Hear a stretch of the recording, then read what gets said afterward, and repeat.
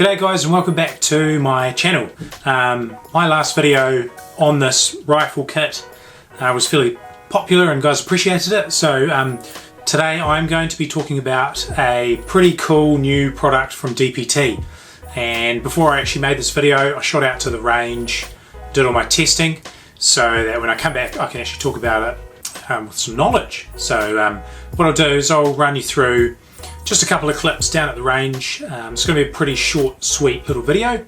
I'll run those clips really quick and you can actually see how this muzzle brake end for the DPT suppressor works, and also you can see the effectiveness on the recoil.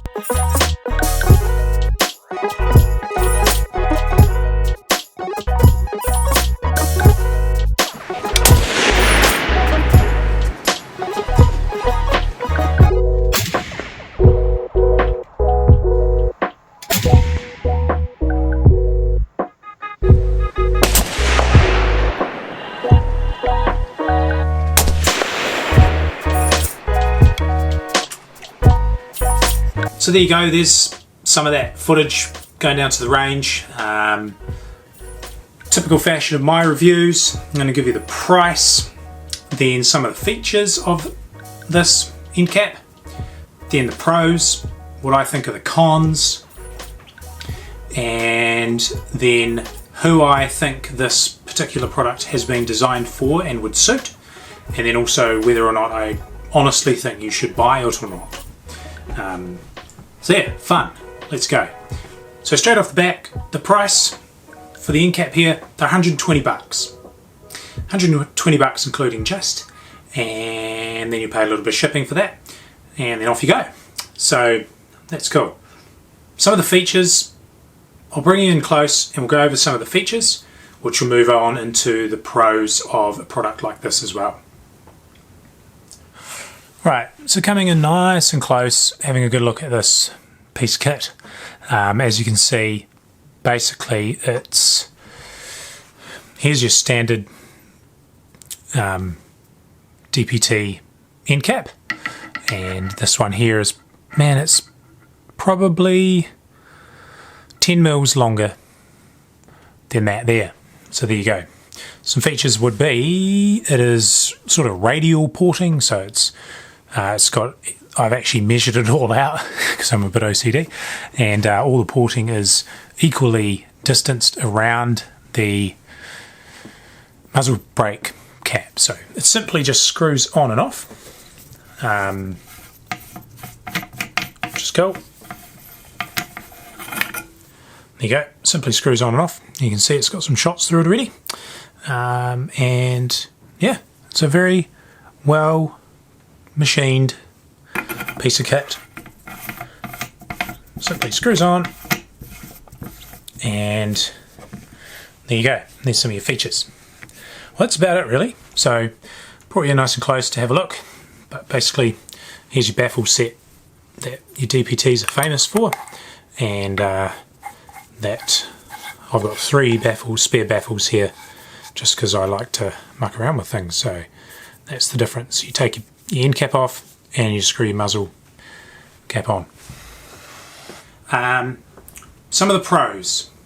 On their website they talk about suppressors taking 20 to 30% of recoil out.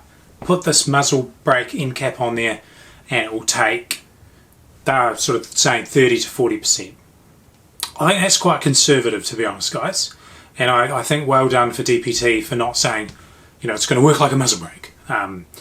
It's pretty good, but it doesn't have those horrible effects that a muzzle brake has. So muzzle brake deals with recoil really well, but it doesn't deal with the sound issues. So I was going to go out today and take all the baffles off and try it at different stages, and I just thought, I'm shooting Reloaded 26, that stuff is like magical pixie horse dust, I don't know.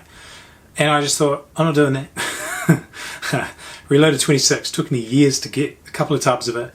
So I just took the end cap off and I just screwed it on and I shot it, and the difference in the recoil between my normal suppressor and with a brake on is quite noticeable.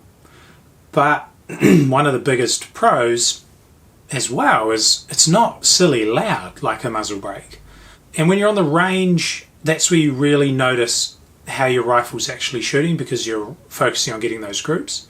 And I can say that the rifle doesn't jump around half as much as well, which is a really, really nice feature. So I personally like top ported muzzle brakes that are all timed if I'm going to run a muzzle brake on a Magnum, because you keep the front end of that rifle down nicely. Now, controversial, I know, but it just means that you can actually spot your long shots as they're going down range. So this product is like kind of that go-between between the muzzle brake and a suppressor, but it's combined, and it just kind of you get all the best of both worlds, to be really honest. As soon as I shot it, I was like, huh, well done. I didn't expect it to cut out as much recoil as it did. And so I'm impressed. And this is a lightweight rifle, you know, running 180 grain at 2,800 feet per second. So those are some pros. One pro, you know, keep your suppressor. Second pro, it's not that noisy because the suppressor is actually dealing with a lot of the noise. And another pro is that it cuts the recoil down by, I reckon they've been conservative, because I feel like it cut the recoil out more, but I'm going to trust their testing. So that's awesome. And another pro is it looks cool. I think it looks great. It's a great looking product. They've done really well. So yeah, good stuff. In terms of cons, I couldn't really think of any, because in terms of the actual product, I don't think there's any. I talked to DPT about maybe a timed version, and they said it's just going to get so complicated and guys will do it wrong, and I'm like, yep, no, I get that. I don't feel like there's much blast from it as well. Like a big muzzle brake, if it's a radial ported one, get rid of it. It's horrible, because when you actually take it into the field, you'll just get dust all over your optics. And this doesn't blast that much either, so because all the blast is dealt with mostly in here, and it just gets that last bit of gas sort of travelling out. So love it. Nothing really to do with the product, but what I've got here is a couple of targets. And so yeah, you can see here I've got a group here. That's where my old sight in. So I was 100 yards, punching 2 inches high, and that was that. I took that same load and just changed the brake just to see how it would go. And what was interesting to me is it didn't change left and right, which was really good. But it changed up and down. And so I shot, this is actually a 4-shot group. I just screwed the brake on and shot. And you can see here, same target, same distance. It just pulled that group down 2 inches. And I mainly think probably because it's controlling that muzzle jump from the rifle. That's the only reason I can put it. So in terms of point of impact, guys, the fact that you can just put those baffles on and go for the bush, if you want to be really quiet, and you know it's probably going to be punching 2 inches high, or you can check it, it's really cool. So I know now that I'll have, if I'm going for a bush hunt, I'll change out the baffle, and I'll know that I can actually just point, aim, bang, anything within 300 yards, bang, dead, because I'm punching 2 inches high at 100. And then I wanted to set this up for a South Island trip, and was sort of thinking, oh, should I build another rifle without a suppressor and a muzzle brake and blah blah blah. And then I thought, cool, that's great. And it just punched here, and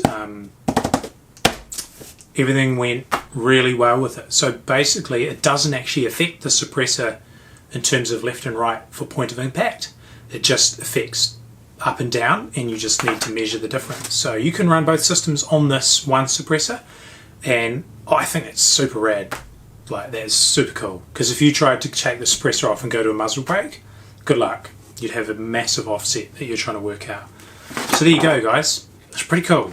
It's pretty cool. And then obviously I went out to 220 yards, did 2 shots, and moved mine back to 0, and away I'm going, ready for the South Island. So there you go. So who do I think a product like this is for? I would say this is for kind of someone like myself who likes to do a bit of bush hunting but doesn't want to blow my eardrums out. But if I'm going to go into the open tops, then I know I can put the brake end on there and spot my shots a bit better, control some of that recoil, and just generally become a better shooter for when I'm going out long, without having to change the whole rifle system. So I think most hunters would benefit from something like this. It's pretty cool. Like, it's a pretty cool thing that's going on, and I know there are other competition offering similar things, but the benefit with the DPT is maintenance. So you can actually take this whole thing apart, you can whack it through your ultrasonic cleaner, whatever you want to do, you can scrub it all out, get all the carbon out of there, and away you go. And as well, when you start to wear out that first baffle, you can put in another baffle or a stainless one, and yeah, good, really good. So do I think you should go and buy one? I think, you know, if you've been looking for that kind of solution, like, heck, why not? There's a link in the description below. I don't get paid, you know, for you guys to go and buy one from DPT. So I just genuinely think when someone comes out with a product like this, that for me really changes my thinking from splitting off into two rifles to kind of the one, I'm happy. So yeah, go and buy one, guys. I think that's a really good product. Well done, DPT. But now we need to talk DPT about how to make something for us really fine, I don't know, some internal sleeve that you can time it all, get the ports straight up and down. Now then we'd be talking. But until then, it's a pretty decent product, and I can see their point when you start mucking around with timing and screwing threads, and I can see that it just gets more complicated than what it's worth. It's 120 bucks, and it's well made, fits all the DPT suppressors, and it really does make a nice difference to your rifle. So I hope you enjoyed that, guys. Catch ya.